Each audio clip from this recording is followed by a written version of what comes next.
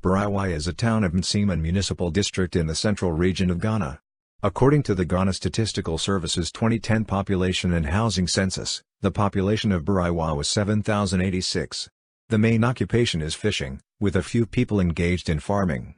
It is a traditional setting which celebrates the Okura festival every October. The current chief of the town, Nana Kwabone Kovi, resides in Salt Pond. History. Historically, the land is believed to have been discovered by a Hausa man called Kwana Abradu. The place was in the forest zone, so this gave the man the opportunity to engage in tree felling and charcoal production, which in Fanti is called Biriwa.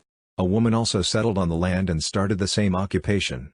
As the land began to develop, the people thought it wise to give the name Biriwa Biriwoha. Charcoal is here to the town.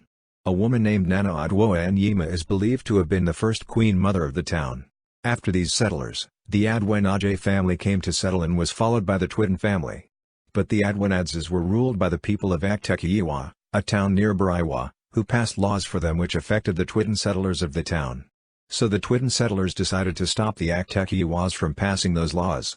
They also came to Biriwa to light fires and make noise whenever they were celebrating their festival, and that disturbed the peace of Biriwa.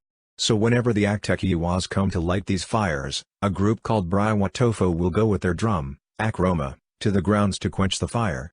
They would then beat the drum to indicate the action performed, that is, the quenching of the fire. The people of Aktekiyiwa then decided to fight with Biriwaman. The Biriwa Tofo then made a statue with 9 heads which they named Atuana Ihira, which was placed in front of the famous Pusa Ban. On the day of the battle, Biriwaman were able to defeat the Aktekiyiwas on the famous battleground, Sumandabianum in Biriwa. Later, the Hauses also came to claim the land, saying they were the founders. This culminated in a battle between these two factions and the Hauses were defeated. The land is currently ruled by the Adwenaje family, and it is believed that the Twitten family will forever rule the land after the Adwenaje family has lost the throne. A man called Nanas is believed to have introduced fishing to the townfolk. From then onwards fishing became the main occupation of the town to date. Folktales were very important aspects of their culture. They were regarded as a source of wisdom and entertainment, and the raconteurs were also regarded as repositories of wisdom. Tales were told during the evenings when every child had finished eating and was done with his or her house chores. Tales were told mainly to entertain the children. Other reasons were educating the children to know the traditions of the land, to preach morality or virtue, and to curb immorality among children, because every child goes to listen to tales in the evenings and does not go to any other function. Children who did not go to listen to tales were referred to as bad children, learning the bad habits of their fathers. Because of this, fathers forced their children to go for this gathering. Usually, the leader for the night gathers the children by calling Pimpamna. And the children respond, Nana. Drumming and dancing were very important features of tale-telling. Children sang and danced joyfully in the middle and at the end of the session, which indicates the entertainment aspects of the telling of the tales. Before the leader starts the telling, he utters this phrase Kodsi, Kodsi, Wang Yadzio. And the children will respond Wogisi. Economy. The inhabitants of Biriwa are mainly fishermen, with very few of them being farmers. Because most of them live at the coastal area, they naturally become fishermen, since that is the available occupation at the shore. The women in the town mostly become fishmongers. As the men come to the shore with a catch, the women come and buy them to be sold fried, dried or smoked. Fishing is not done on Tuesdays because is regarded as a taboo of the town. The fishermen travel to as far as Axum in the western region of Ghana to catch fish. Fishing is done with canoes and large nets. Fishermen mostly sleep on shore till they get a catch before returning home.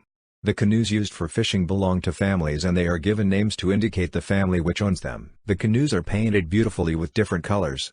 Flags are erected on the canoe, which are mostly flags of different countries. The Biriwa Beach Hotel, on the shore, is on the right coming from Cape Coast. Schools offer a good source of employment to the townsfolk.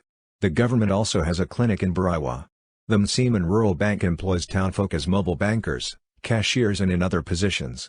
Education. The Biriwa Vocational and Technical Institute offers both the National Vocational and Technical Institute's examination and the West African Examinations Council's Senior High School Certificate examination. The district authority is in charge of all these schools, but they have varying degrees of autonomy. The Methodist Church has a basic school which offers both primary and junior high education for both boys and girls. Ames Ghana, a tertiary education and research center for the mathematical sciences, is located in Biriwa.